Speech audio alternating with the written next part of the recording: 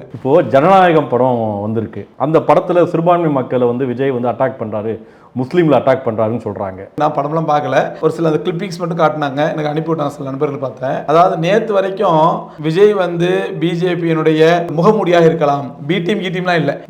பிஜேபியோட முகமூடி. இவன் பிஜேபியோட ஒரிஜினல் கைக்கூலியாவே வந்திருக்கான். அதுக்கு கரூர் மேட்டரை வச்சு சிபிஐ போய் மாட்டினா, சிபிஐ வச்சு அவனை செஞ்சு அவன் என்ன அனுப்பியிருக்காங்கன்னா, முதல்ல கூட்டணிக்கு ப்ரெஷர் கொடுத்து பார்த்தாங்க. அவன் கூட்டணிக்கு என்ன சொல்லிட்டான், ஐயா கூட்டணி செஞ்சா எனக்கு வர்ற ஓட்டு 4 ஓட்டு விழாது, முஸ்லீம் பேர் ஒரு பேர் ஓட்டு போட மாட்டாங்க, நானே ஏதோ இஃப்தார் நடிச்சு கொஞ்சம் டிராமா பண்ணி கொஞ்சம் ஏதோ மசா பண்ணி வச்சிருக்கிறேன். பிஜேபியை பொறுத்த வரைக்கும் ஒட்டுமொத்த இந்திய மக்களுமே, இந்திய முஸ்லீம்களுமே அவனை தீண்டத்தகாத வச்சிருக்காங்க. தமிழ்நாட்டை பொறுத்த வரைக்கும் ஒட்டுமொத்த தமிழக மக்களுமே பிஜேபியை ஒரு ஒதுக்கப்பட்ட கட்சியா, தீண்டத்தகாத கட்சியா, ஒரு தீட்டுப்பட்ட கட்சியா தான் பார்க்குறாங்க. தமிழர்கள் என்றைக்குமே பிஜேபி ஒத்துக்கிறது கிடையாது, ஒரு தீட்டுப்பட்ட கட்சியா பார்க்குறாங்க. சொல்லுவாங்கல்ல, பன்றியோட சேர்ந்த கண்ணுக்குட்டியும் மலம் தின்னுங்க மாதிரி பிஜேபி எல்லாருமே பன்றிக்குட்டியை தான் பார்க்குறாங்க.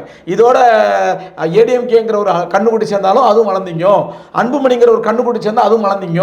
அப்ப பிஜேபியோட சேர்ந்து எவனும் உருப்பட முடியாதுங்கிற மனநிலை தமிழக மக்கள் இருக்கிறாங்க.